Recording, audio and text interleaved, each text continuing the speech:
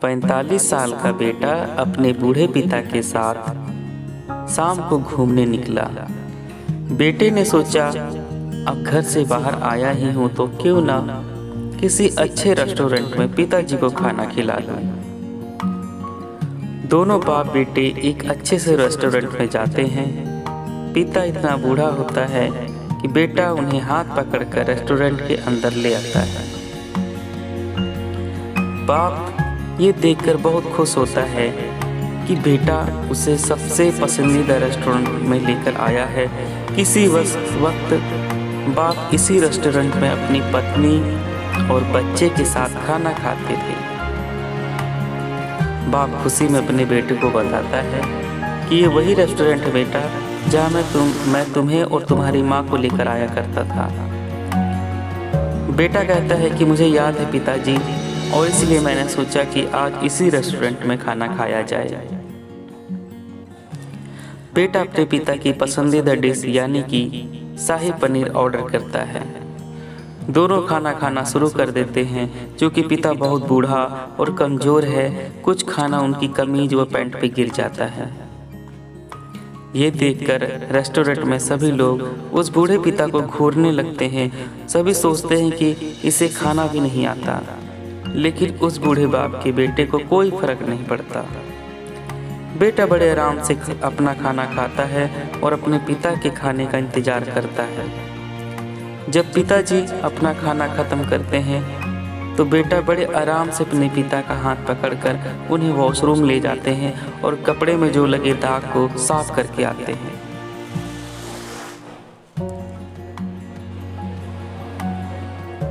जब दोनों वॉशरूम से निकल बाहर आते हैं दोस्तों, तो रेस्टोरेंट में बैठे सभी लोग घूरते हैं और कैसे उस लड़की ने पिता अपने बेटों का रेस्टोरेंट में मजाक बना दिया, ये कहते हैं। बेटा बिना किसी की परवाह किए बिल देने जाता है। बिल देकर जब वो दोनों रेस्टोरेंट से बाहर जाने लगते हैं तो एक बूढ़ा व्यक्ति उस लड़के की पीठ पर हाथ रखता है और कहता है, सुनो, तुम्हें नहीं लगता कि तुमने इस रेस्टोरेंट में कुछ छोड़ दिया है? बेटा इधर उधर देखता है और कहता है, नहीं सर, मैंने कुछ नहीं छोड़ा। वह बूढ़ा इंसान फिर बोलता है, नहीं, तुम कुछ इस रेस्टोरेंट में कुछ भूल रहे हो, कुछ छोड़ कर जा रहे हो।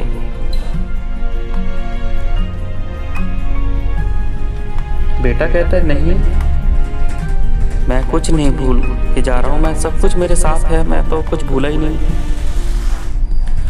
वो बूढ़ा इंसान फिर बोलता है, नहीं, तुम इस रेस्टोरेंट में कुछ छोड़कर जा रहे हो, और वो है रेस्टोरेंट में बैठे लोगों के लिए एक सीख। बेटा तुम यहाँ बैठे हर एक बेटे के लिए एक सीख छोड़कर जा रहे हो और एक पिता के लिए एक उम्मीद। मैंने आज तक ऐसा नहीं देखा कि कोई बेटा अपने पिता की इतनी दिल से सेवा करता हो। अपने पिता की जैसे तुम सेवा कर रहे हो, वो देखकर मेरी आंखें भी नम हो गई हैं। और तुमने मेरे अंदर एक उम्मीद जगाई है कि शायद मेरा बेटा भी मेरी इसी तरह सेवा करे। धन्य है तुम्हारे माँ बाप जिन्होंने तुम्हें इतने अच्छे संस्कार दिए। बेटा तुम जिंदगी में खूब तरक्की करो और हमेशा खुश रहो। उस बूढ़े आदमी ने उस बेटे को आशीर्वाद दिया और अपनी जगह पर बैठ गया। और ये सब देखकर उस बेटे के पिता का सीना गर्व से 5 इंच चौड़ा हो गया। दोस्तों, इस भागदौड़ भरी जिंदगी में हमें सबको टाइम देना चाहिए। कहते हैं वक्त किसी का नहीं है, और हम वक्त अपनों को देंगे तो हमें ज़्यादा से ज़्यादा हमें प्यार मिलेगा, उम्मीद मिलेगी। दोस्तों, मेरी इस कहानी से यही उम्मीद है कि आप लोग अपने भाई को, अपनी बहन को, अपने परिवार को, अपने रिश्तेदार को थोड़ा सा वक्त उनके लिए भी निकालो, क्योंकि उनकी भी उम्मीद आपसे ही है। अपने कई जगह मैंने ऐसा भी देखा है कि माँ बाप बूढ़े होते हैं, बेटा जब जवान होता है, उनकी शादी होती है तो वो अलग हो जाते हैं। माँ बाप बेचारे जिन्होंने आपको इतनी बचपन से पाल कर इतना बड़ा किया, आज वो अकेला महसूस कर रहे हैं। ऐसा ना हो दोस्तों, सबको साथ में लेकर, सबको एकता बनाकर चले, जिससे किसी को कोई परेशानी ना आए। दोस्तों, अगर ये कहानी अच्छी लगी हो तो प्लीज़ लाइक सब्सक्राइब जरूर कर देना। अगर मेरे बोलने में, अगर मेरे बोलने में कुछ ऐसे वाक्य निकले हैं जिससे आपको ठेस पहुंची हो तो मुझे माफ़ भी कर देना।